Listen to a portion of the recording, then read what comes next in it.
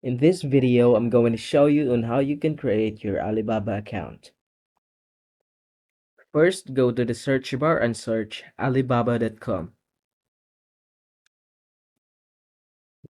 And then once you're already here on their homepage, go to the upper right corner of the page. And then as you can see that there's a sign in option, click that. And then here, whether you have an account or not. But since we are here to make an account, so we have to choose create an account at the bottom part of it. So here, whether you choose your account to be a buyer account or a supplier account. But since I will create a buyer account, I'm gonna choose this one. Then click continue. And here you can choose whether your account be linked on Google, Facebook, or LinkedIn, but I prefer to use my Google account. And here you go.